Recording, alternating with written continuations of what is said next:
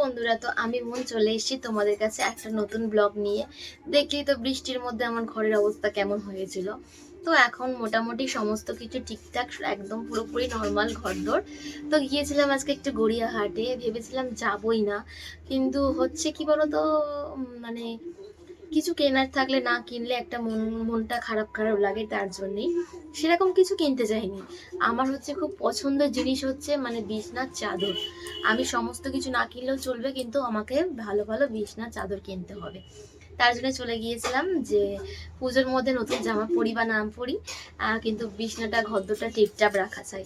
তার জন্য চলে গেছিলাম বিছনার চাদর কিনতে। আর বাদ বাকি শপিং তো বাকি ছিল, কিন্তু বৃষ্টির জন্য আর কোনো শপিংই আর করিনি সেরকম। মা শাশুড়িকে সবাইকে টাকা দিয়ে দিয়েছিলাম।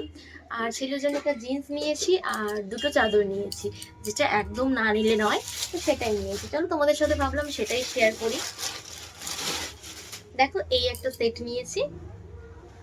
তোমার এটা বালিশের ওয়ার, মানে দুটো মাথার বালিশ থাকে না যেরকম, দুটো বালিশের মাথার ওয়ার থাকে। আর এটা হচ্ছে তোমার বেডশিট। কেমন হয়েছে বলো? পুরোটা আর খুলে খুলে তোমাদের দেখালাম না, কেমন হয়েছে দেখো।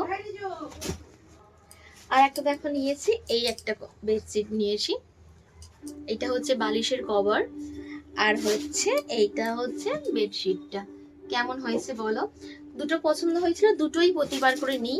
মানে মাঝে মধ্যেই আমি গেলে মনে হচ্ছে পুজো পয়লা বৈশাখ আমার দরকার। আর এই জিন্সটা নেওয়ার জন্য গিয়েছিলাম, তো এটা আমার জিন্স নয়। কেমন হয়েছে দেখো। তো আজকে শপিং করতে গিয়েও তো সেই বৃষ্টিতে ভিজে একাকার অবস্থা।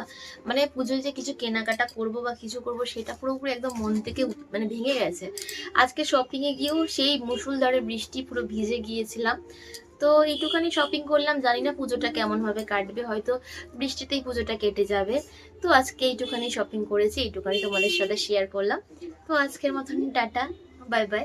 যদি ভালো লাগে আমার ভিডিওটা তাহলে লাইক ডান করে দিও, আর পারলে চ্যানেলটাকে সাবস্ক্রাইব করে পাশে থেকো, আর কমেন্ট করো কেমন লাগলো। টাটা।